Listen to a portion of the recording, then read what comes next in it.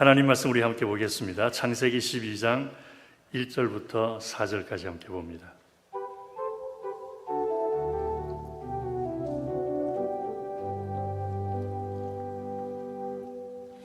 합독해서 같이 읽도록 우리 하겠습니다. 시작. 여호와께서 아브라함에게 이르시되 너는 너의 본토 친척 아비집을 떠나 내가 내게 지시할 땅으로 가라. 내가 너로 큰 민족을 이루고 내게 복을 주어 내 이름을 장대케 하리니 너는 복의 근원이 될지라. 너를 축복하는 자에게는 내가 복을 내리고 너를 저주하는 자에게는 내가 저주하리니 땅의 모든 족속이 너를 인하여 복을 얻을 것이니라 하신지라. 이에 아브라함이 여호와의 말씀을 쫓아갔고 롯도 그와 함께 갔으며 아브라함이 하란을 떠날 때에 나이 75세였더라. 아멘. 기도하겠습니다. 고마우신 아버지 하나님, 오늘도 주님을 예배할 수 있어 감사를 드립니다. 주의 이름을 외쳐 부르며 주님의 거룩한 성호를 높이며 아버지께서 우리의 구주가 되시고 우리의 삶을 다스리시는 주관자가 되심을 소리 높여 외치게 하시니 감사를 드립니다.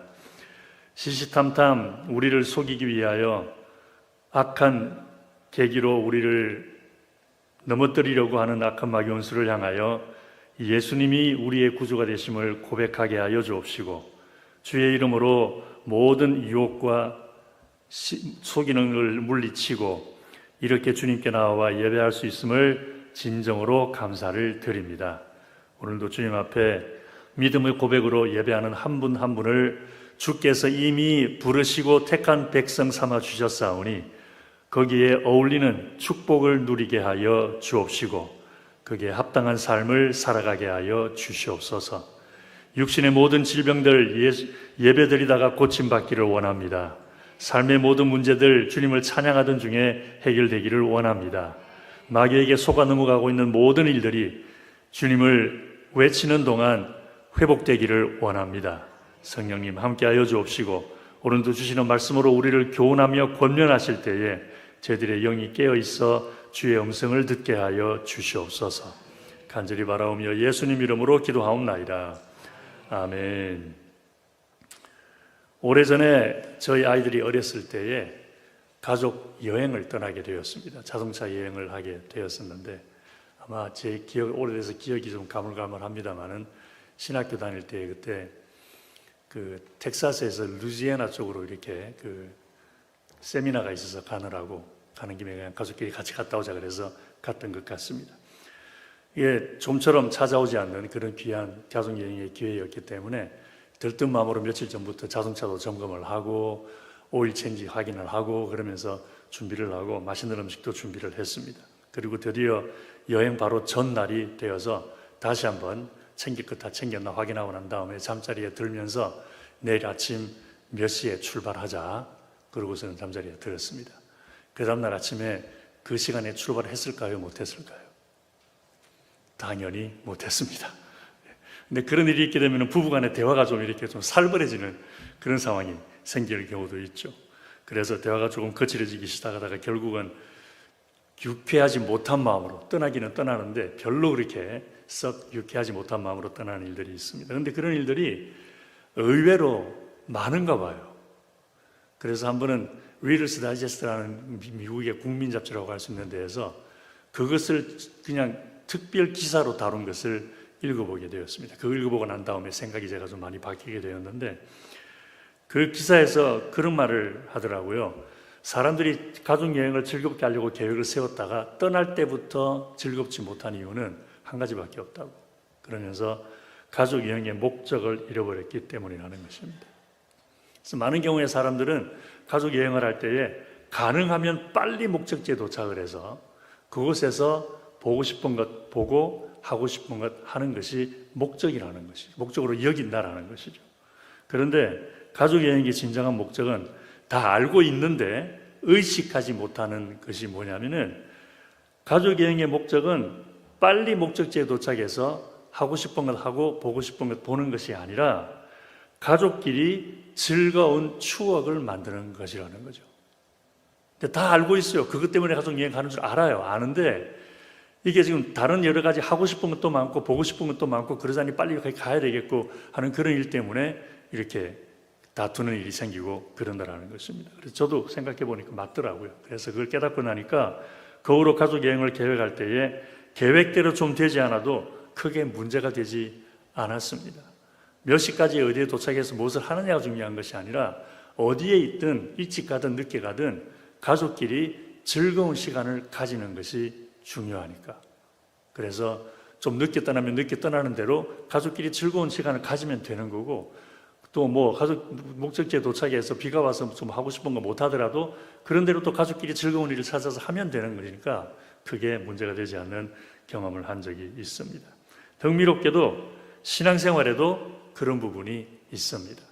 우리는 신앙생활이라고 하면 일반적으로 종교 활동을 많이 떠올리죠.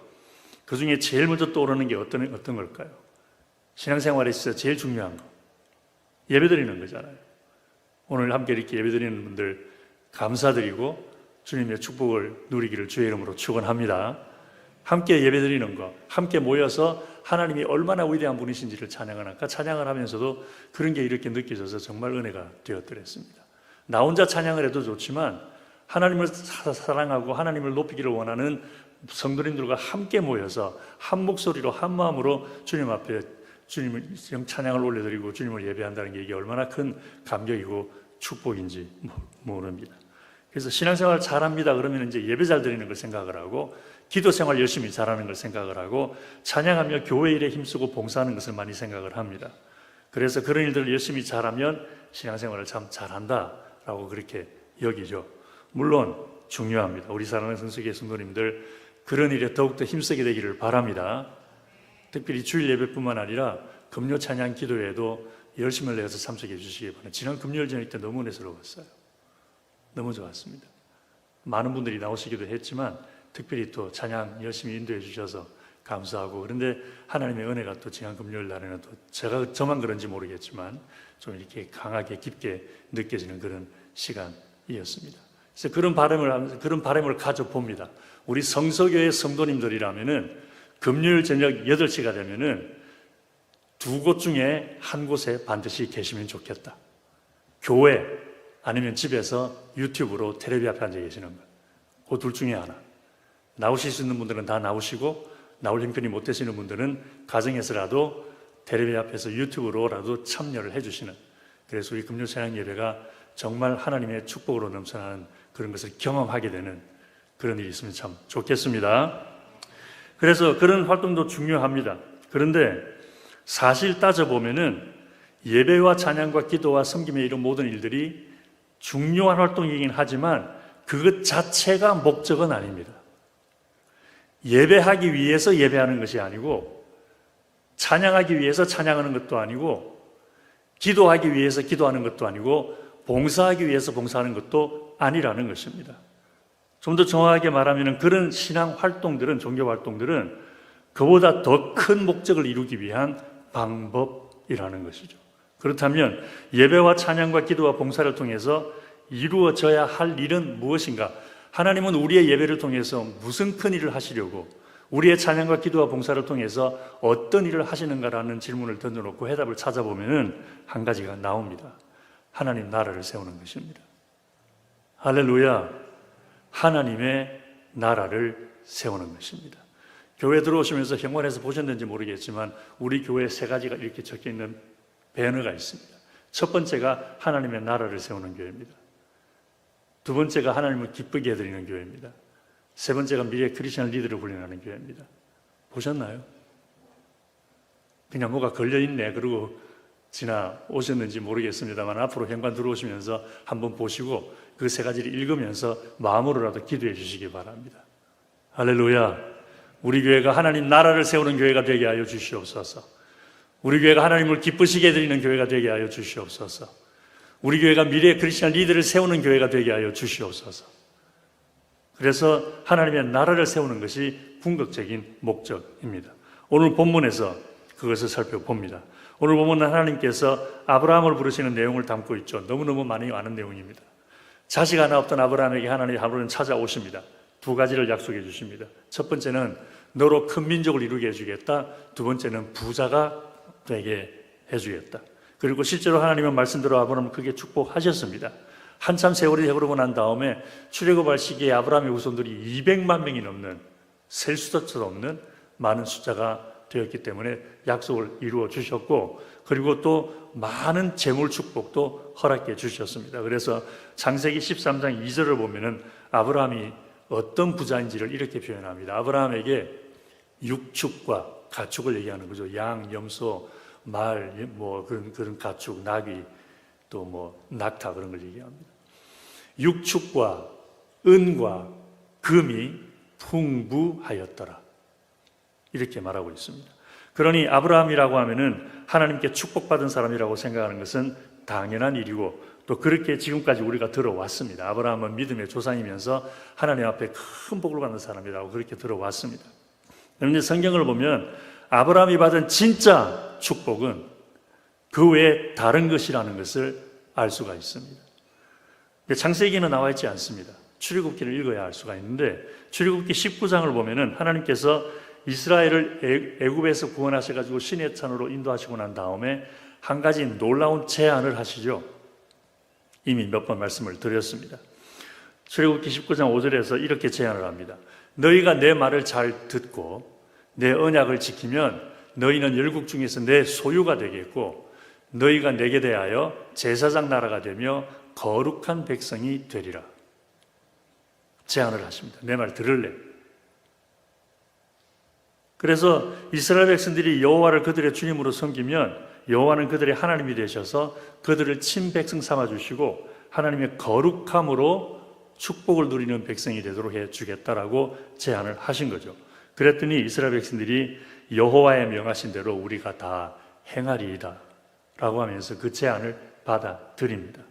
그래서 이 사건을 보면서 하나님과 이스라엘 백성들은 언약의 관계를 맺었다. 그래서 이스라엘 백성은 하나님을 주님으로 섬기기로 하고, 하나님은 이스라엘 백성을 축복하기로 해서 언약, 계약을 맺은 그런 관계가 되어서 이스라엘 민족을 언약의 백성이라고 부르게 되었습니다. 그런데 이 사건을 겉으로 보면 그렇게 보여요.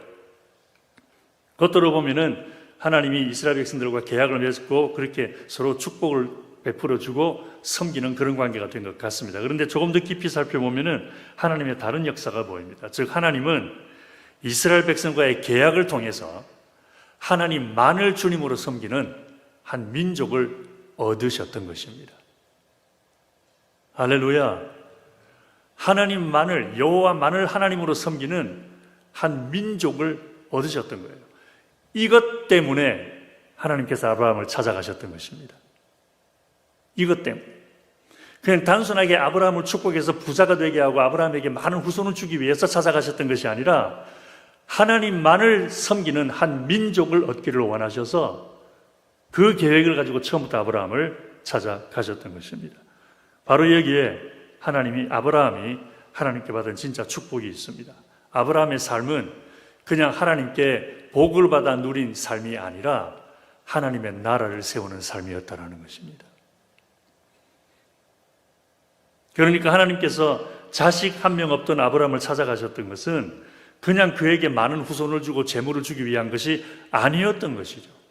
하나님이 아브라함을 먼저 찾아가셨던 것은 아브라함을 통하여 하나님만을, 여호와만을 하나님으로 섬기는 한 민족을 얻으시려는 생각으로 찾아가셨던 것입니다. 그래서 아브라함은 많은 후손을 얻기 위해서 하나님을 순종하며 따라 나섰지만 그 순종은 그냥 아브라함의 축복으로 끝난 것이 아니라 하나님의 나라를 세우는 일이 되었던 것이죠.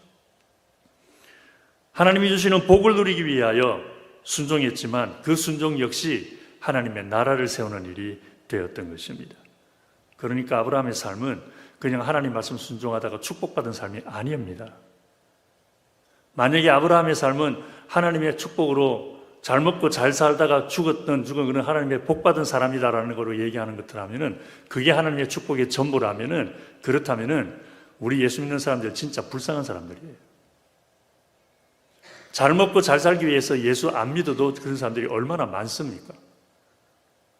근데 우리는 왜 이렇게 하나님 앞에 잘 먹고 잘 살겠다고 와서 주일마다 예배해야 되고 없는 시간 내어서 찬양해야 되고 기도해야 되고 내 시간 들어가면서 내 돈 들어가면서 헌금해야 되고 봉사해야 됩니까? 그러지 않아도 되는데. 그러니까 아브라함의 축복은 하나님께 많은 후손을 받았고 부자가 된 게 축복이다라고 말하고 끝나버린다면 아브라함의 삶을 잘못 보는 것입니다. 아브라함이 받은 가장 놀라운 축복은 하나님의 나라를 세우는 삶을 살았다라는 것입니다. 그래서 아브라함의 축복 그랬을 때에 제일 먼저 머릿속에 떠올라야 할 일은 하나님의 나라를 세우는 삶을 산 사람, 이것이 되어야 되는 거죠. 그리고 그런 일은 지금도 마찬가지입니다. 우리의 예배는 그냥 예배가 아닙니다. 우리의 예배는 하나님의 나라를 세우는 일입니다. 할렐루야.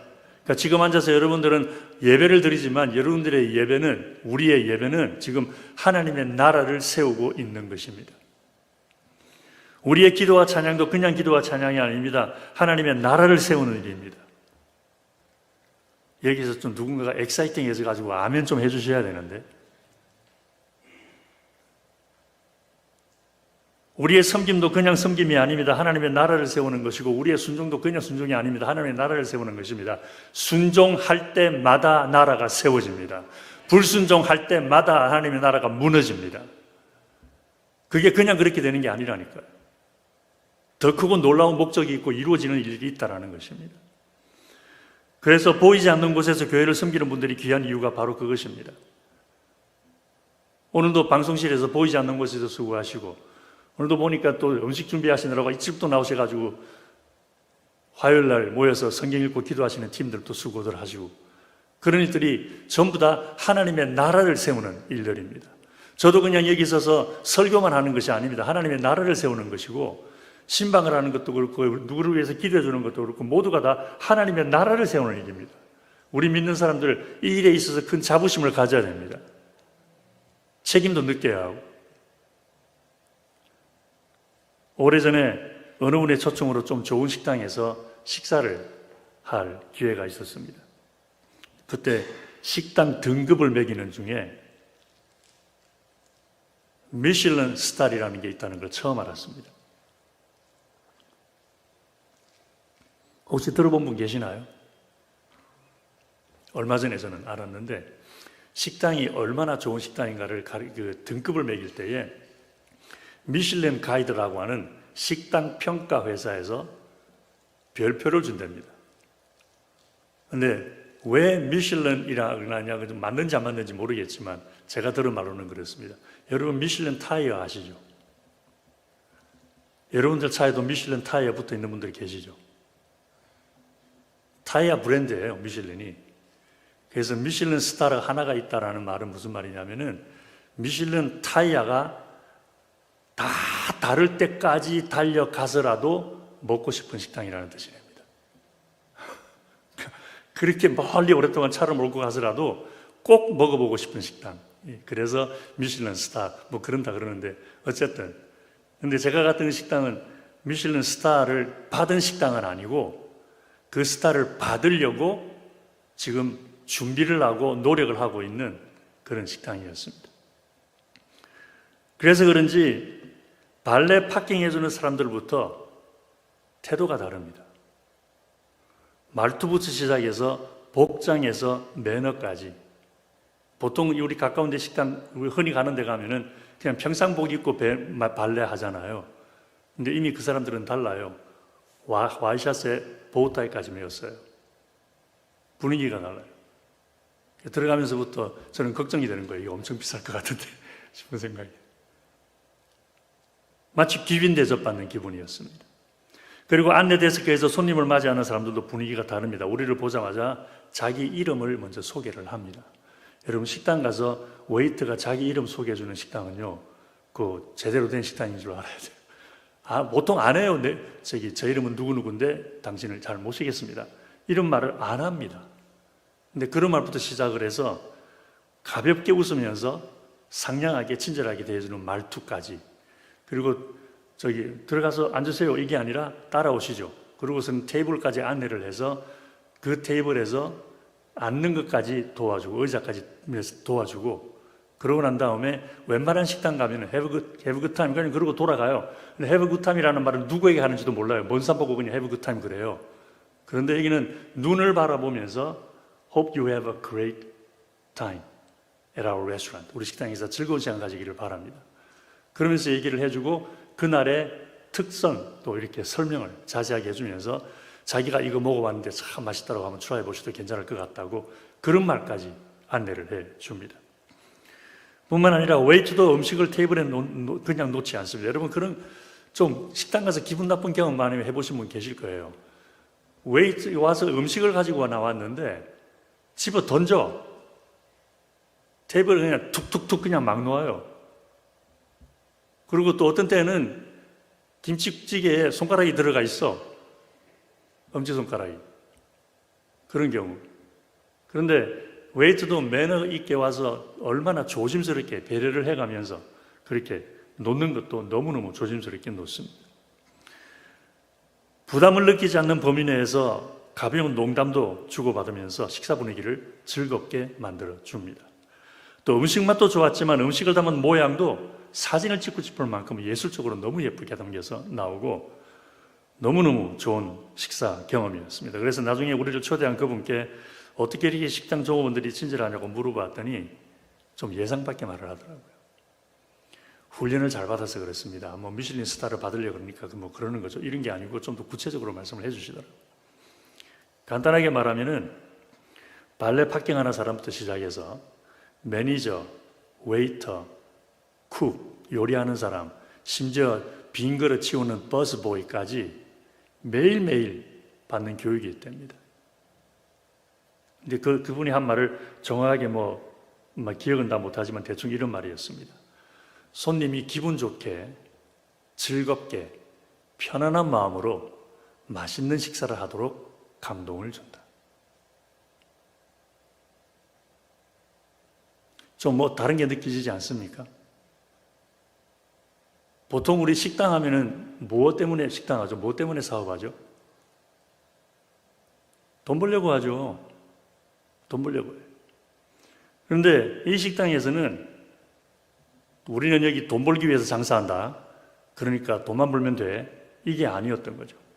우리가 여기서 음식을 파는 이유는 외식을 하는 사람들이 정말 멋있는 외식 경험을 하도록 해주기 위해서 한다.